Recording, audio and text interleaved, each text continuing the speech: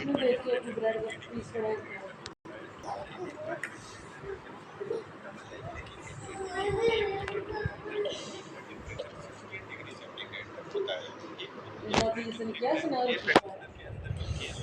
Close loop में flow करती है, इसकी गैस कभी खत्म हो ही नहीं सकती है। और यदि क्लोज लूप में ये फ्लो करती है तो कुछ लोग बोलते हैं कि यह गैस एनवायरनमेंट के लिए हार्मफुल है। तो ये सभी डाउट इसकी वर्किंग के साथ में क्लियर करते हैं। एयर कंडीशनर की कोई ज़्यादा कॉम्प्लेक्स इंजीनियरिंग नहीं होती है, स्टार्टिंग होती है कंप्रेसर से। एयर कंडीशनर का हार्ट यही डिवाइस होता है और इस कंप्रेसर के अंदर आज के मॉडर्न टाइम के अकॉर्डिंग एक एनवायरनमेंट फ्रेंडली गैस भरी जाती है जिसको R32 बोलते हैं। इस गैस को रेफ्रिजरेंट भी बोल सकते हैं। जब कंप्रेसर इस गैस को कंप्रेस करेगा तो इसका प्रेशर बढ़ने लगेगा, उसकी वजह से टेम्परेचर भी बढ़ने लग जाएगा। और जब गैस कंप्रेसर से बाहर निकलेगी तो इसका टेम्परेचर होगा 80 डिग्री सेंटीग्रेड। अब इस हाई टेम्परेचर को हमें थोड़ा ठंडा करने की जरूरत है, तो रेफ्रिजरेंट पहुंचता है कंडेंसर कोयल के पास में।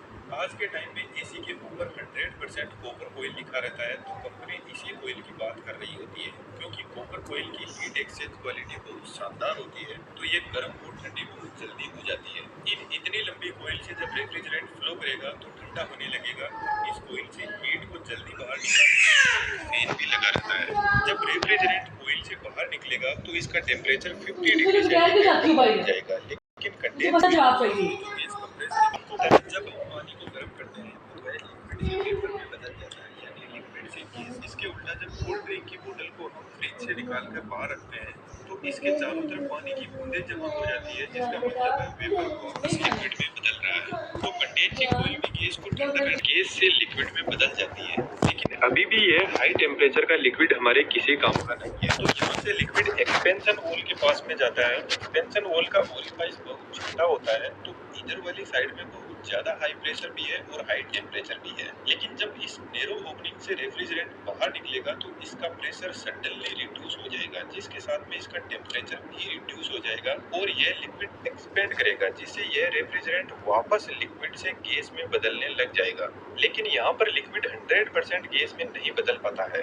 यह वोल ठीक एक वाटर स्प्रे की तरह काम करता है। वाटर स्प्रे भी बेसिकली वाटर को वेपर में बदल देता है और यह काफी ठंडे भी होते हैं। गर्मियों में छत पे रखी टंकी का पानी बहुत ज्यादा गर्म हो जाता है, तो उसको ठंडा करने के लिए शावर से आपको पानी का टब भरना होगा और आप देखना पानी का टेम्परेचर काफी रिड्यूस हो जाएगा। अब यह एकदम ठंडा रेफ्रिजरेंट जाता है हमारे रूम में लगी हुई इवेपोरेटर कोयल के पास में। यह कोयल भी कॉपर की ही बनी होती है जो हीट एक्सचेंज का काम करती है। अब यह कोयल रूम में कितनी हीट को एब्जॉर्ब करेगी इसको टन में मापा जाता है। 1 टन लगभग 3500 वोट हीट एक्सचेंज करता है, जबकि 1 टन का एसी 1000 वोट आवर की इलेक्ट्रिसिटी कंज्यूम करता है। जब ठंडा लिक्विड रेफ्रिजरेंट इस कोयल से फ्लो करेगा तो यहाँ पे लगा हुआ फैन इस ठंड को पूरे रूम में फैला देगा। जिस तरीके से कोल्ड ड्रिंक की बोतल के चारों तरफ पानी इकट्ठा होता है, ठीक वैसे ही इवेपोरेटर कोयल काफी ठंडी होती है, तो इसके चारों तरफ भी वाटर के वेपर इकट्ठा होने लग जाएंगे, जिनको साइड में कलेक्ट करके इस पानी को बाहर निकाल दिया जाता है। इसी ठंडे को यूज में लेकर बारिश के मौसम में बहुत ज्यादा नमी हो जाती है तो एयर कंडीशनर रूम के अंदर की नमी को भी सोख कर बाहर निकाल देते हैं। और ऐसा हमारे साथ में भी होता है। जब हमारी स्किल का लेवल एकदम वीक होता है तो लाइफ हमें एकदम पोइजन की तरह चबाकर फेंक देती है। लेकिन 3D एनिमेशन की स्किल काफी पावरफुल है और आज के टाइम में काफी डिमांडिंग भी है। हमने एनिमेशन तो आपको डिटेल में सिखाया ही है, इसके अलावा डिफरेंट टाइप्स के जो आर्टिंग के तरीके हैं उनको भी डिटेल से डिस्कस किया है डिस्क्रिप्शन में डिटेल। अब ये कोई रूम को तो ठंडा कर रही है, लेकिन रूम की जो गर्मी है उससे इसमें फ्लो हो रहा रेफ्रिजरेंट धीरे धीरे वापस गर्म होने लगता है। और अभी मैंने आपको बताया कि एक्सपेंशन होल लिक्विड रेफ्रिजरेंट को 100% वेपर में नहीं बदल पाता है, तो रूम के अंदर जो गर्मी है उससे रेफ्रिजरेंट वेपर में बदलने लग जाता है। लेकिन जब रूम ठंडा हो जाता है तो यह कोयल भी इस रेफ्रिजरेंट को पूरा वेपर में नहीं बदल पाती है। अब इवेपोरेटर कोयल से एयर मिक्स्ड लिक्विड और वेपर पहुंचता है कंप्रेसर के पास में। जैसा कि इस डिवाइस का नाम ही कंप्रेसर है, तो इतना तो हम दिमाग लगा सकते हैं कि सिर्फ गैस को ही कंप्रेस किया जा सकता है, लिक्विड कंप्रेशन नहीं होता है। और बाई चांस ये लिक्विड कंप्रेसर में पहुंच गया तो कंप्रेसर ब्लास्ट कर जाएगा, और ब्लास्ट नहीं हुआ तो कंप्रेसर के अंदर capacitor start single phase induction motor लगी रहती है, वह जल जाएगी लिक्विड से। तो हमें कंप्रेसर को सेफ रखना बहुत ज्यादा जरूरी है। तो एक्चुअल में एक्सपेंशन होता है, ये जस्ट इवेपोरेटर कोयल के लगा रहता है।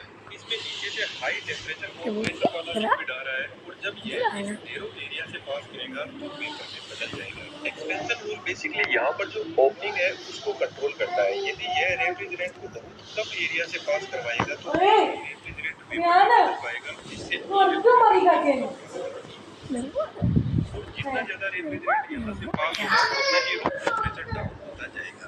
डायफ्राम लगा, यही डायफ्राम इस रोड के थ्रू यहाँ से फ्लो हो रहे रेफ्रिजरेंट को कंट्रोल करता है।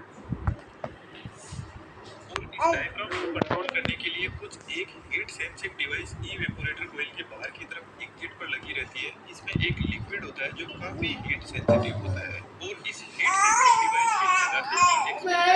के बदलकर हो जाता है थर्मल एक्सपेंशन होल। मान के चलते हैं आपने एसी को 16 डिग्री सेंटीग्रेड पर सेट कर रखा है। जैसे ही रूम का टेम्परेचर 18 डिग्री सेंटीग्रेड पर पहुंचेगा तो इस हीट सेंसिंग डिवाइस में जो लिक्विड है वह गर्म होकर वेपर में बदलेगा और डायफ्राम के ऊपर फोर्स लगाएगा, जिससे ज्यादा रेफ्रिजरेंट पास होगा और कोई ज्यादा ठंडी होगी। कोई ज्यादा ठंडी होगी तो रूम की हीट को ज्यादा एब्जॉर्ब करने लगेगी और इस हीट से कॉइल के अंदर जो पूरा रेफ्रिजरेंट है वह वेपर में बदलने लग जाएगा और हमारा कंप्रेसर एकदम सेफ रहेगा।